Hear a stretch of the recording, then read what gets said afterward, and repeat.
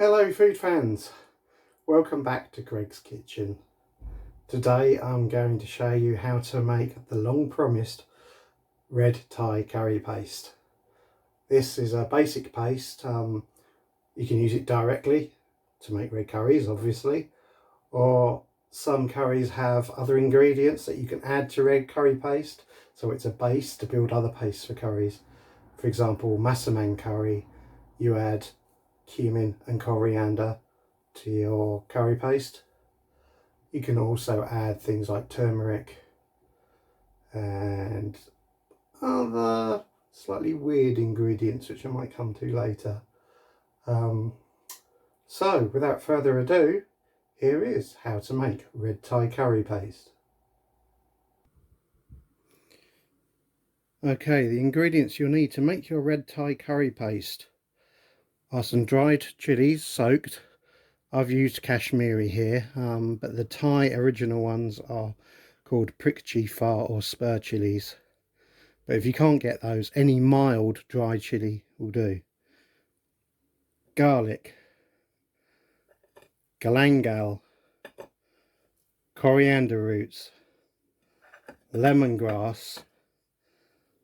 You'll need lime zest, ideally kaffir lime, but they're a bit hard to find at the moment, so I'm just using the zest from a normal lime. Shallots, some coarse rock salt, some white peppercorns, and lastly some Thai shrimp paste. I'll give you the exact amounts in the description below. Okay, the first thing you need to do is to take out the chilies, squeeze out as much water as you can and put them on paper towel. Now you want to get rid of as much excess water as possible, otherwise your curry paste will end up sort of too loose, too runny. So just put that in there, put those in there.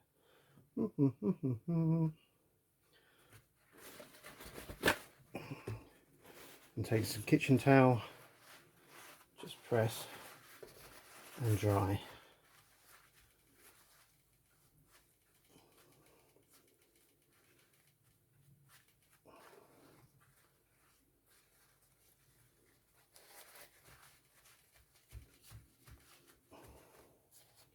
Get rid of that fella. Okay, so they're ready to be ground. Into your pestle and mortar, place your chilies.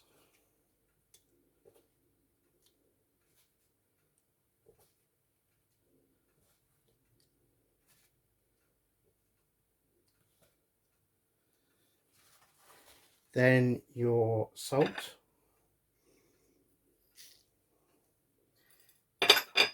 And your white peppercorns. And then you just pound away.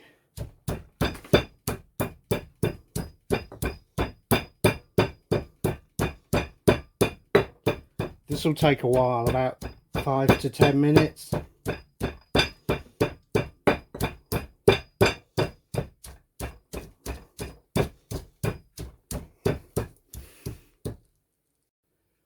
Once you've pounded your chilies, you're going to need to cut these up into smaller pieces so it's easier to grind with the pestle and mortar.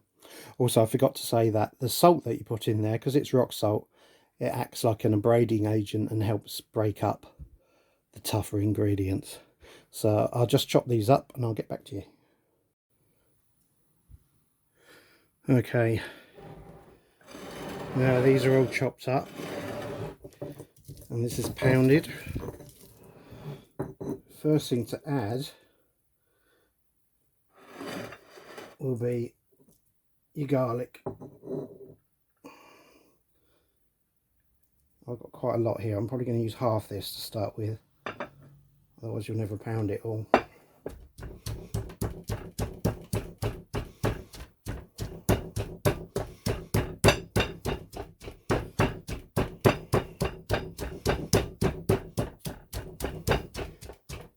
You need to make sure you have plenty of time to do this, because just chopping up the ingredients took about an hour.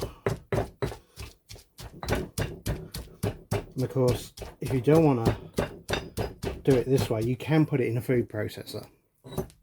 However, by pounding it, you get all the essential oils out, and that doesn't happen in the food processor. So if you want a good strong flavoured curry paste, a genuine one that's sort of wow instead of nice, then I recommend pounding. You can always start pounding, then finish in the processor or blender, which is what I do. I have a wet and dry spice mix. Okay, and I'll just carry on with that. Okay, that's been pounded for about 5 minutes. Next in goes your shallots. Again, I'm going to do half at a time so I don't overwhelm the pestle and mortar.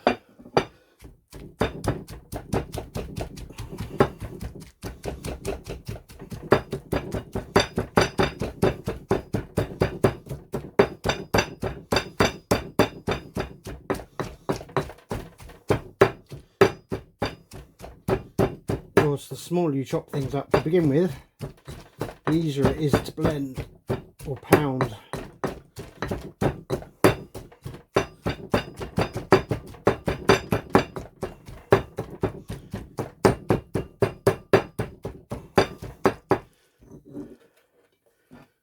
Some more.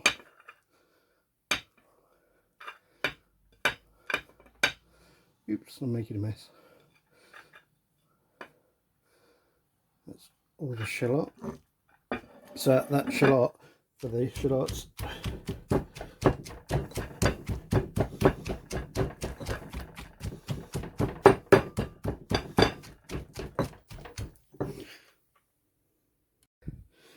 Okay, the light is back.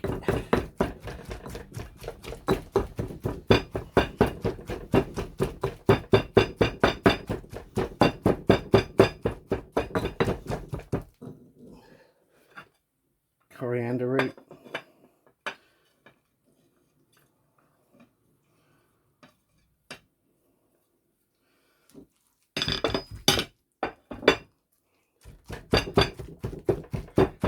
It's getting nice and fragrant now.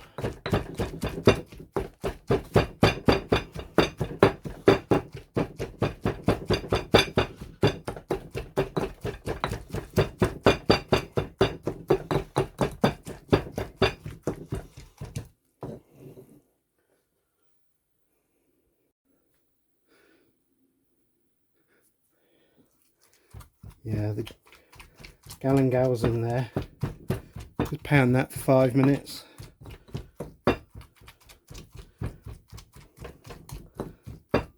Basically, it's just a case of chopping up all your ingredients and adding them one at a time.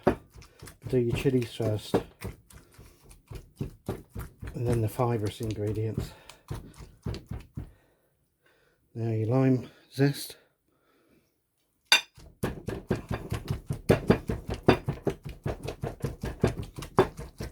That smells nice. I'm going to pan that for another 5 minutes or so.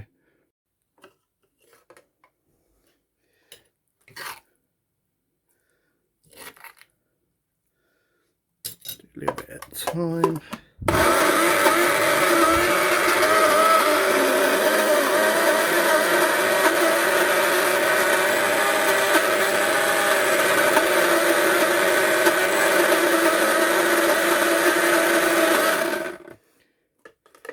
With this blender you can only do it for about 20 to 30 seconds, otherwise it'll overheat.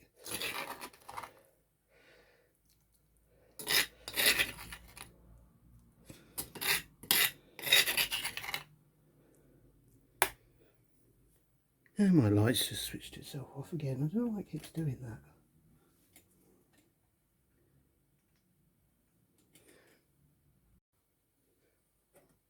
Just got a little of the chilli soaking water to help it. Messy boy.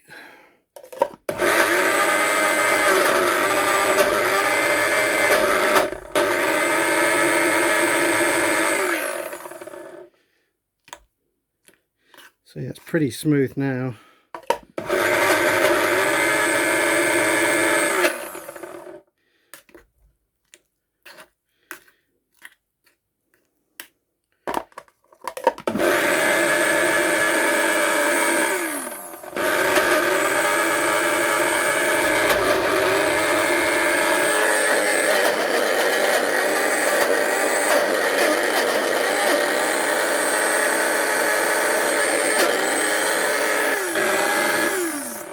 Okay, that's done. Yeah, lovely and smooth. That's it, completed curry paste. Please remember to like, comment and subscribe. Next video up, I'll be using this to make jungle curry or gapi. It's a spicy one. Hope you enjoyed that. See you next time.